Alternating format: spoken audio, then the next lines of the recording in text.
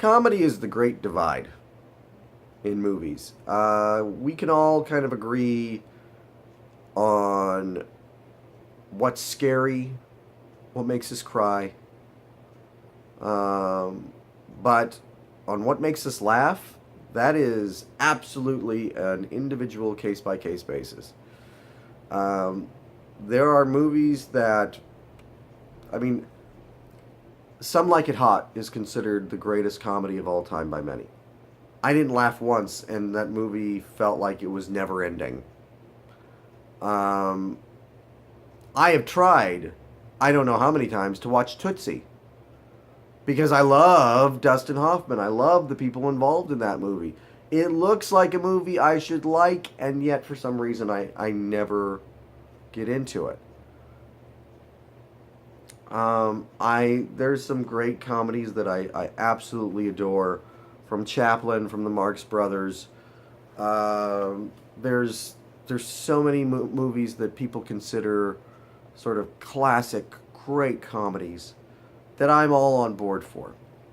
And then there's movies like Daddy's Home 2.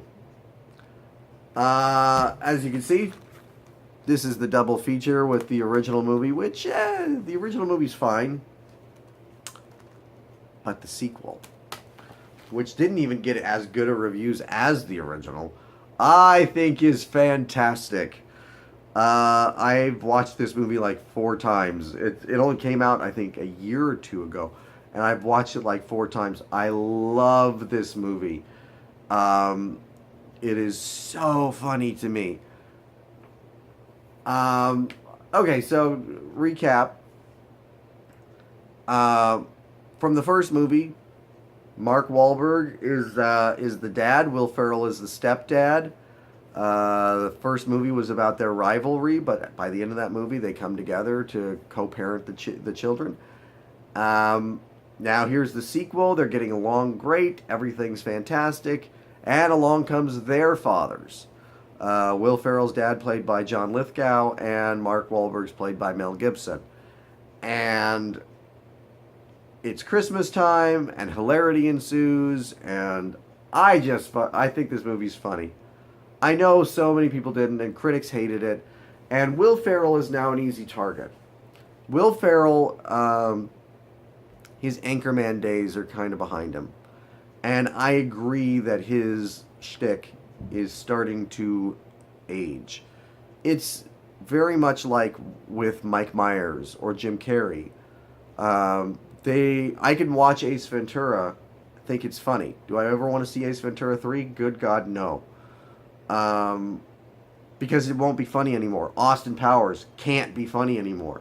It was a specific time that it was funny, and now it's just sort of sad.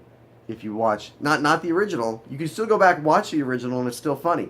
But if you saw Mike Myers trying to do it now, or trying to do something similar, like The Love Guru, it just comes off as sad. Will Ferrell is getting to that place where if he does Anchorman 3, it will be an embarrassment. Um, but this one, I just can't help enjoying because it is, I believe it's PG rated. It's not a raunchy comedy at all. It is something that you can watch with the family, and yet I think it's funny. It's something where, um, really the 4 main guys in the movie, the chemistry they have, the way they play off of each other, uh, there's a sweetness to it. There's a pretty good message in the movie. It's not great cinema. It's not like it's one of those movies that transforms you or anything, but it's a pretty solid comedy that you could just pop in and watch. Um, Really, the MVPs here are Lithgow and Gibson. Uh, John Lithgow playing, taking Will Ferrell's character and extrapolating that and making him so over the top, um, ooey gooey, lovey daddy kind of thing. And then Mel Gibson really kind of embracing what his public persona has become. Mel Gibson will never play the squeaky clean hero again. And to me, maybe that's been a good thing that happened to him. You know, I think that he has had an interesting late in life resurgence. Um, I love Mel Gibson. I'm not going to apologize for it either. I think Mel Gibson is a phenomenal actor, and and yet you could say, well, he did this, that, and the other thing. Yes, he did. I don't think it was anything he couldn't be forgiven for. Uh, I, I, I'm sorry. I just think the man is too talented to keep on the bench. And here he really plays that sort of. He's got the swagger still, but he's also a dick. He's a complete dick in this movie. This is funny because it's the kind of character that works in a movie, and in real life you would hate this person. Um, but in the movie, there's a charm to him that you just, to me, is, and maybe it's because it's Mel Gibson, but you can't escape it. He's just that good. Look, this movie is not a classic by any means. I'm not saying that it is, and I'm not. You know, people will say, "Well, you don't like Some Like It Hot, but you like Daddy's Home too." I'm never going to listen to you again.